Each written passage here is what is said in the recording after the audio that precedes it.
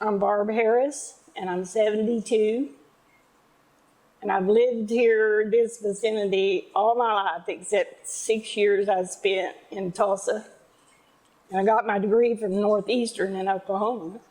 Well, that gets complicated for me because I'm lesbian. But I don't like to categorize anybody or identify anybody. I like each person to be considered an individual. And so I don't like to be called femme or butch, or I just want to be me.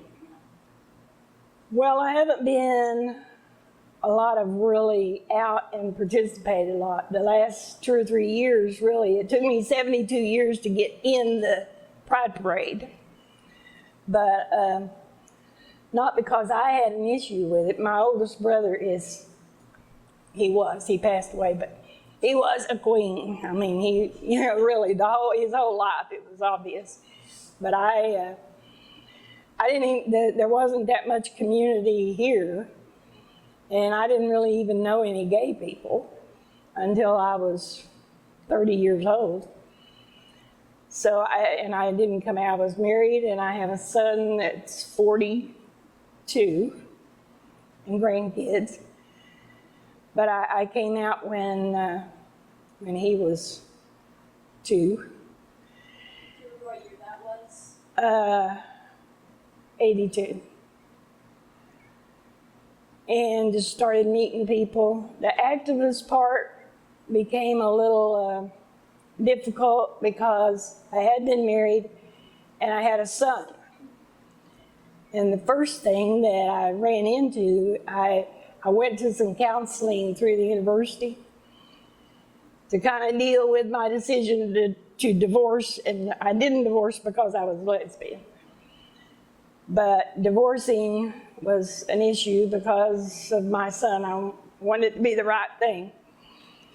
And the only group that was pretty open, and the counselor at the university told me about, said they have dances and do things, so I went. Well, and then they were talking about another thing they were going to have, like out on the land, and Diana Rivers started all that. So I thought, okay, I'll go meet people. Well, the first thing I ran into is no males. And I'm like, what if they're 2 years old? No males. I was like, well, because I thought, okay, I've found where I belong. And then I'm like, no, I didn't. So I was kind of anti-activism. And the other consideration was my folks. They were very good and always were, always had been. But this was a small town. I mean, it was a small town for years, and when I was growing up, 27,000 people, it was. So everybody knew everybody, and I did not want to put them in the position of having to defend or, their daughter. So I just didn't push it. And to this day, I don't like in your face pushing it on people, I don't want them to do that to me, so I don't expect them to, put up with me doing it to them. No, my school got spread out over a long time. I used to work at the university on the grounds crew, mowing and planting flowers. And so I could take classes for free. So I started with forestry. And then I got in RN program, so I got a year of RN. And my son was 2 years old, and I didn't have time to even see him, so I quit. I moved to Neosho, Missouri to work in an aircraft plant for a year and hurt my shoulder. So I had to figure out how I was going to raise a son without an income. and I went back to school in Tulsa. That's when I moved to Tulsa. So I already had the year of RN school and forestry and psychology. In there I decided for one semester that I'd do psychology or social work. So I wound up with, in the end, an associate's degree in psychology, which gets you nothing. But in Tulsa, I went back to school and got all the basics. And my last semester, I wound up having to go to Tahlequah, where Northeastern is, and take intro to special ed. After all that time, they discovered I had never taken the intro. But that's how I wound up with about 50 extra hours because I kept changing and came back here in 90. And my son was going to start junior high, and in Tulsa, that meant he would be on a campus of like 5 acres of high school kids and drugs and driving cars, and I thought, no, this is not good. So we came back here, and so he could be around other family. He basically grew up only close to me and my partner. I had a partner at that time. So I thought, well, this is the time to be around his family, you know. After my issue with no males, I just kind of wandered about, and I found out about the Unitarian Church. So I went there and met, you know, some people that weren't part of the land and some that were. Then I went to a few of the things that they did and just didn't take my son with me. So they always did a Thanksgiving thing where everybody was invited. So I went there once and became aware. First they bought, which you've probably already been told, they bought a piece of property called Spinster Haven for elderly women that needed a place to live. So that's how I found out about Spinster Haven, was just aware of that. I went out one day and helped them do like cleanup, you know, the grounds and stuff. And then that didn't work out too well. It was just too far out, especially for an older person with health problems. And they wound up with this. Well, to meet people, that's always been the challenge. I'm not a bar person. I used to go quite a bit in my younger days, but you know, around here the only way to meet someone was the church. Used to be the church. Now I don't even know if they even have one. The political thing, and I just don't get into that. The church became so political that they split up and had 3 different ones. It's all about money and, you know, like where, for me, business doesn't mix with church for me. But then I first came here because I knew a couple of people that came, and they said, you know, they have events and you do things and meet people. No, absolutely not. I grew up here, and there's a lot of redneck, and some of them have some very different political views than I do, but that's their right, the same as I have mine. I'm not a separatist at all. And I just don't believe in it. I taught special ed. I kind of got led into it because I have a handicap. And over time, I figured out that that's to my advantage because I can understand that, having something different or feeling different. And the whole idea of you can put any group of people in a group and they're all going to be the same, you know, I just don't do it. Like I said, I didn't do politics much, but I avoided it and got criticism for doing that here. In Tulsa, you could be open a lot more. We had I had a partner, Betty, and we had a Holy Union at their Unitarian church. And I found it, and probably because I didn't live in the same town as my parents, and you know, it wasn't that I hid anything from them, but I just didn't want them to have to deal with all the flack.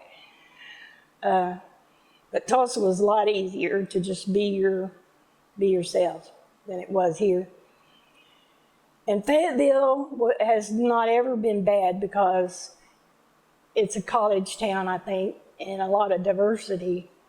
So Fayetteville's been better than the outlying area. It's there were the groups that in the 80s were really open and more, well, I call it in your face about their feelings and position on things. But I didn't do that.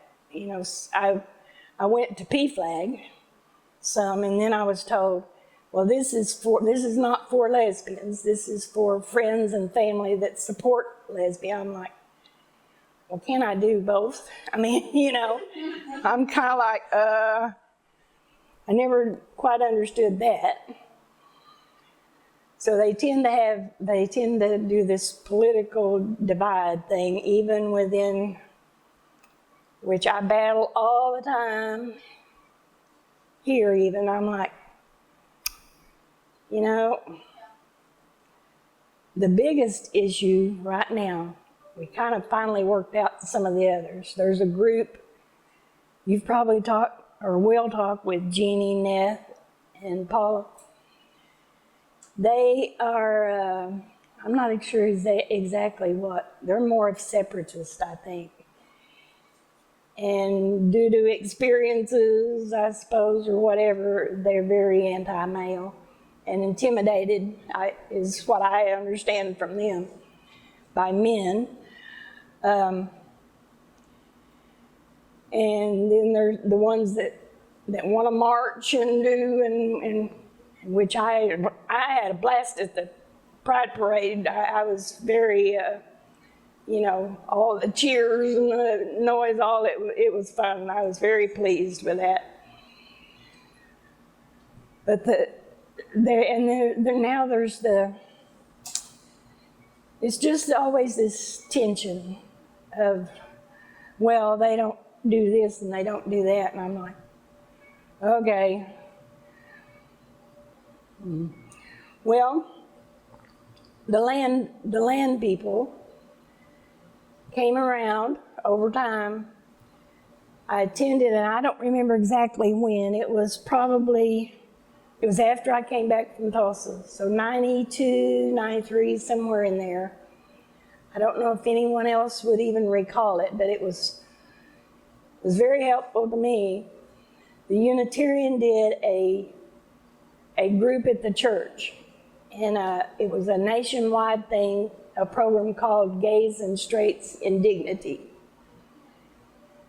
So I decided I would do that. It was like Saturday morning for 6 weeks for 2 hours. And it was a group of women. Diana Rivers was I think she was probably the only one from the land, but she was the representative of that group. And then they had some straight, mostly college kids, I think. I think there was one older guy. But there were probably 15, 18 people in this group.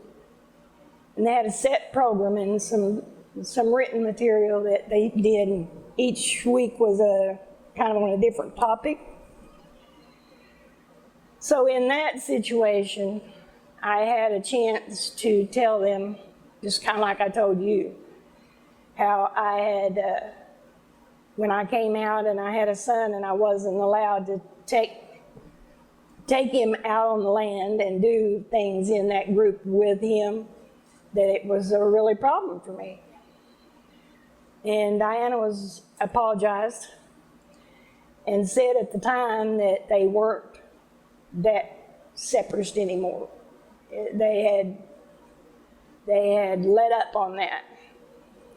And in time, they don't have any men that live on the land, but they have across the creek property where there's several women live over there too. And one, I don't know the guys,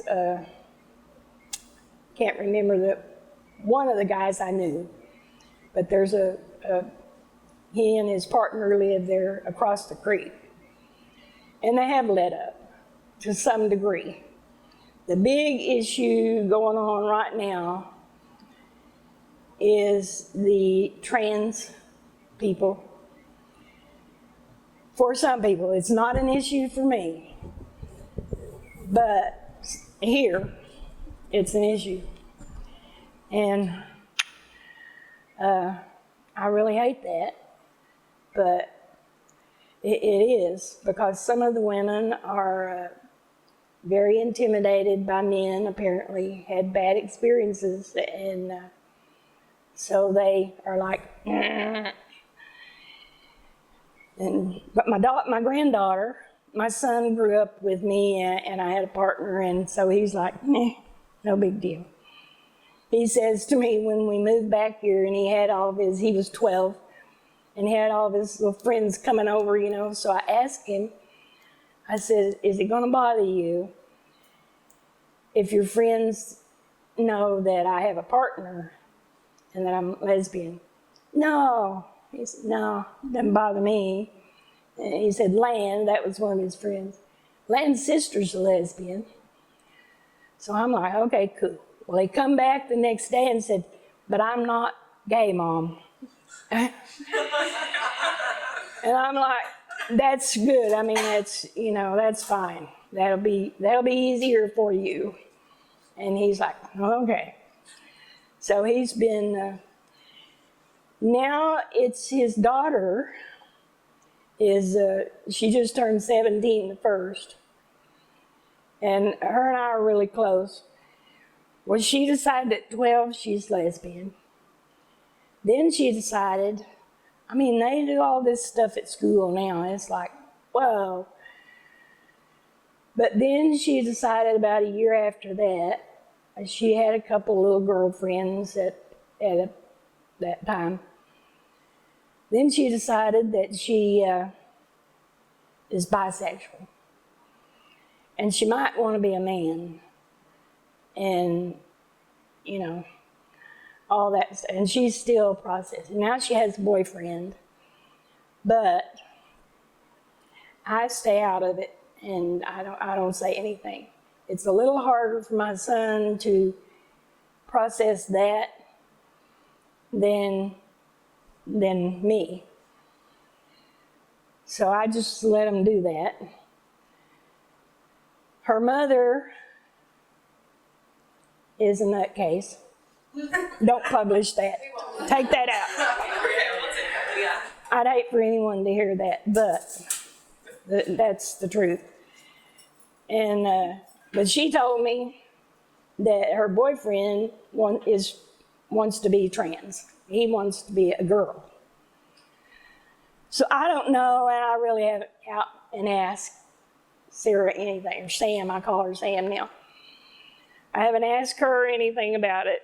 He is a little bit thin. But I don't know. She's in the process. I did go to Little Rock with her about a month ago. And she had a doctor's appointment about her eyes.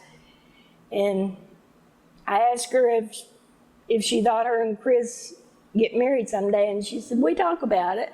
So, maybe I'll get a grandkid someday. But I have a grandson. He'll probably make up for that.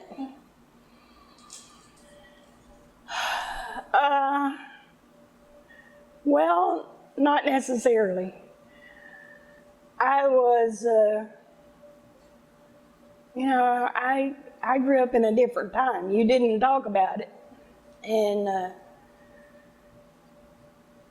I didn't really even consider it till I was 28 years old when I really started meeting some people and identifying with.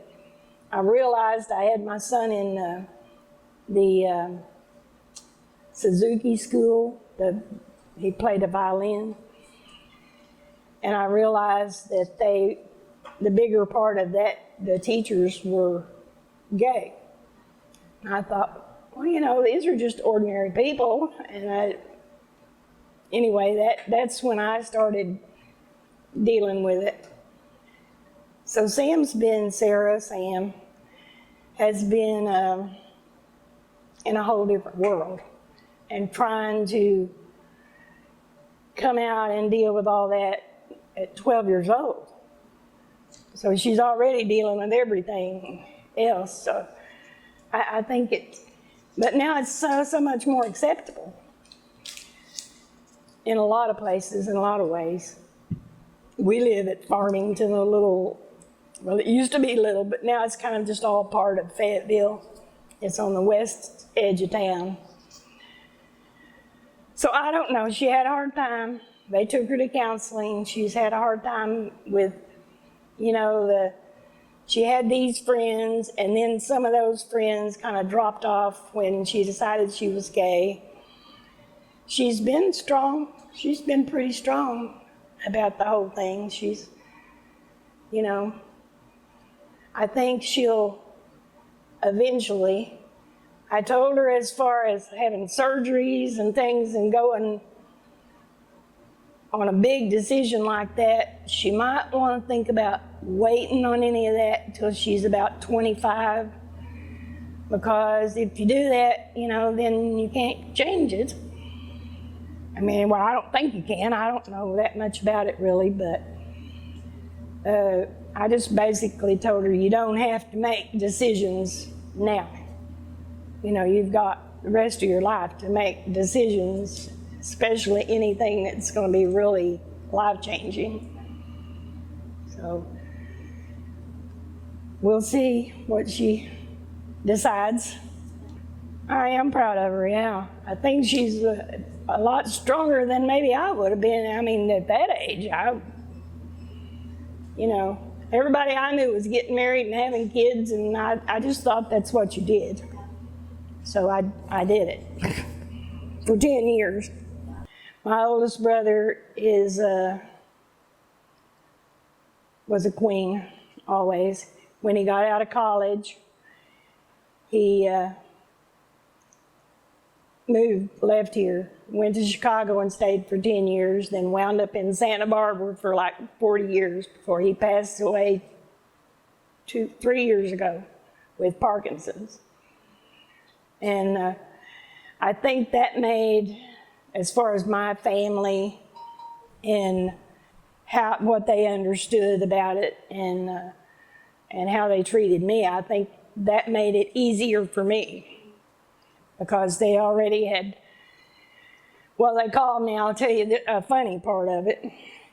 When I lived in Tulsa with Betty, we'd come over maybe once a month for the weekend, and my mom and dad said, y'all can sleep in there. That was our bedroom, because they had a little bathroom off of it. So they just did that without any questioning or anything.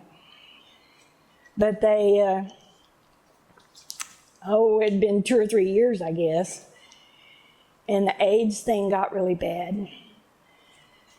So one night about 10 o'clock, my mom calls and says, your dad says that Stan, that's my brother, your dad says that Stan's one of them homosexuals, is he? And he had already told me to just tell him, I wanted him to tell him too. But when she asked that, I said, well, yes, he is. And she said, does he have that AIDS? And I said, no, he don't have AIDS, Mom. Okay, bye. I just hung up. That was it. So they got real concerned. Then I had my husband's little brother. He was also just precious little guy, you know. was very active, young. He died at 33 with AIDS.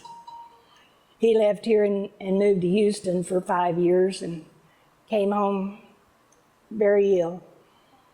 So that was not a good experience, but it's happened to a lot of them. That one experience I explained is the only time they ever said anything. They didn't, well, I built a house. I bought a piece of property on the back of their place, and I built a house when Betty and I were still together. She passed away. So we have this house built, her and I, and my son was 12 then, and at one point there, a month or so after we moved in, again, we had Mom and Dad, and they're like, "Is Betty's name on that house?" And I said, "Yeah." I said, "It's kind of like with Gwen and Jean. That's my sister and her husband." And they're like, "Okay." So I guess that was more of a just flat out coming out. But they never questioned it. But you talked about going to the bars. Did you go to the bars in Tulsa? I did. How were they? Well, they had one, I don't remember the name of it. But it was really good. We had a good time there. They had a country bar in Joplin that I used to go to when I lived up there. I'm a country music. And then they had the one in Tulsa where Garth Brooks' sister sang and played there quite a lot. And it was just kind of a place, a gathering place, different, not so much of a bar scene. Well, I first met a woman through the church here, the Unitarian Church. Not the Unitarian, it was the MCC. Someone told me about that. It was in the chicken coop. Has anybody told you about the chicken coop? No. Well, that's what they called it. It's a little building out behind the Lewis Ford car lot in a field. That was kind of all country then. And I went there and met some people, and the first relationship I had was with Helen. She was 53 and I was 33. So that was for about a year. And she was smarter than I was. She's like, "You know, this is probably not good. I'm 53 and you're 33. And I had a 3-year-old son at that time. So then's when I moved to Joplin. I met a woman up there at the country bar. And she had a big house. So we were roommates for a while. She had another roommate. And then we were together for about a year. Then I had hurt my shoulder and all, and I was going to have to make some decisions. So I wound up leaving there and moving to Tulsa. And I met a lot of people there. I decided that I needed to do something to meet people. And I had 2 or 3 friends. And one of my best friends from Joplin, she would come to Tulsa quite a lot, and we'd go out to the bar. So I decided I needed to meet some people, and the 2 or 3 people that I did know, we started going out to eat on the first Friday night of the month. And then we'd tell other people, and we got up to like 20 people would come on that to supper club, we called it. So I met people that way. One little state trooper gal later told me she wound up with a friend of mine that would come over to Tulsa to visit. And then later she told me, she said, "Well, I tried to date you once, and we just went to the door and you went in and said good night and didn't invite me in or anything." I'm like, okay, well, she was a baby. I mean, she was young, in her 20s, and I was already in my late 30s. So anyway, that was my experience. And then you met Betty? I met Betty when I divorced here. Okay. I met her. She was the director of the women's shelter. And when I divorced, my husband had said he would take my son, Britt, if we ever divorced. So I went to the women's shelter when I left. He was hitting me and Britt. So I went to the women's shelter, and she was the director there. So I'd met her, and Lydia was a counselor there. And so I'd met her. That was before I started going to the church and meeting Helen and different people. In the process of me going to Missouri and then going to Tulsa, Betty had been with a woman, and they had moved to San Diego. So a few years had passed, and they moved back here, and they had broken up. So when I would come home on the weekends, I'd hang out with her, you know. She started coming to Tulsa some, so we wound up together, and we were together for 10 years. And that's how I wound up. That's the only long-term relationship I've been in. We moved back here, and then she moved to Florida to live with, after being back here 2 years. I think probably it was I had a 14-year-old son. But she moved to Florida to be close to her daughter and her husband and grandkids and stuff. So I was single again, and I started the supper club again here, doing the Friday night thing to meet some more new people. But that turned out to be about 20 people too. Well, my experience was, it was the same as being married. You couldn't get married, but it was the same. If I had a relationship, it was with one person. And I don't know that everybody felt like that, but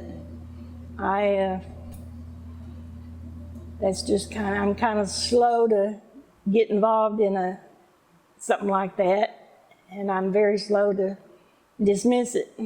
I get along great with the guys. Of course, my brother was gay. And when I moved to Tulsa, I met Rod and John. They lived within 2 or 3 blocks of me at the time.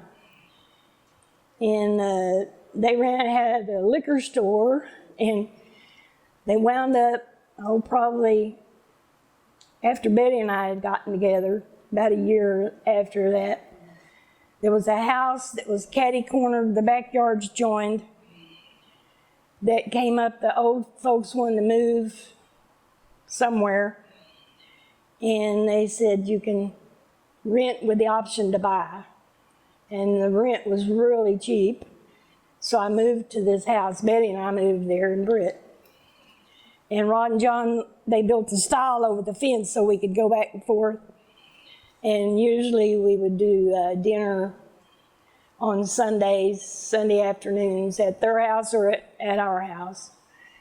And I've been around the guys quite a bit. It was, initially when I first came out, I thought a bar. I didn't know they had any, but I found out about one, right? And I went. And truth is, it was, initially it was kind of strange to me for 2 guys to be dancing and that kind of stuff. But of course my brother had left here by the time he decided to come out. So I'd never seen that. When I was dating, more just going out quite a bit, mostly in Joplin, we decided to go to the gay rodeo in Oklahoma City. It was like, yes. So the bar leased a Greyhound bus for the weekend. So we go out on Friday night. On Saturday morning, we're supposed to meet at 6 o'clock at the bar to go to the rodeo.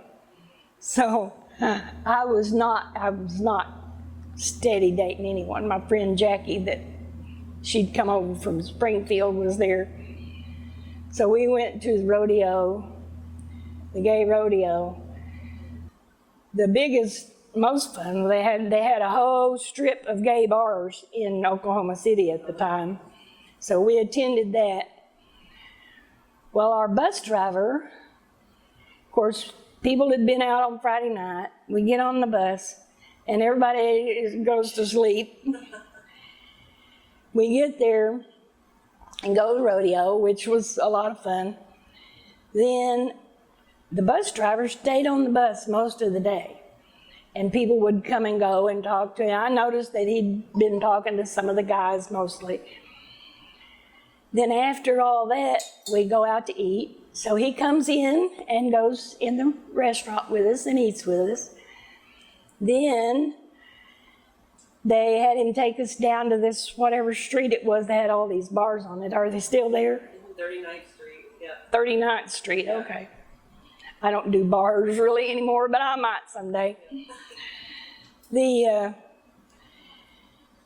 After we ate, we were going to the bar, and he was on the bus, and I went out a time or two and just hung out for a little bit. Well, we decided to leave the bar probably at 1 or 2 o'clock in the morning. Everybody was asleep then.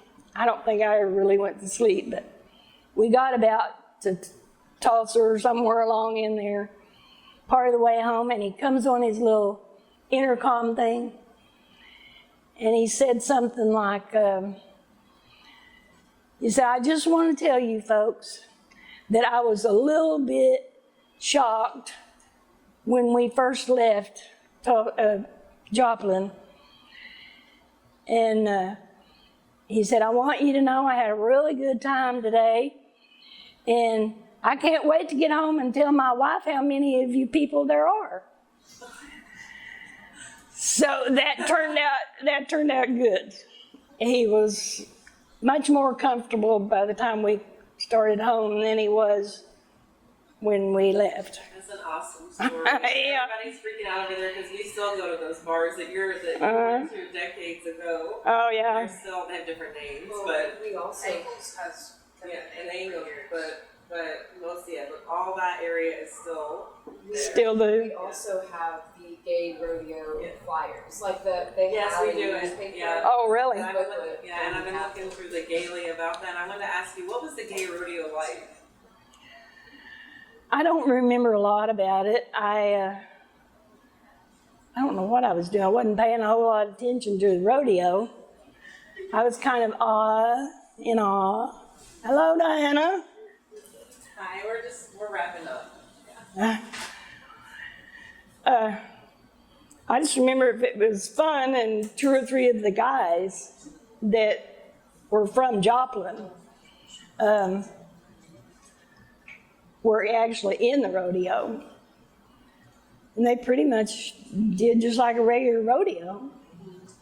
So you didn't see much difference or remember much difference? I don't remember it being different.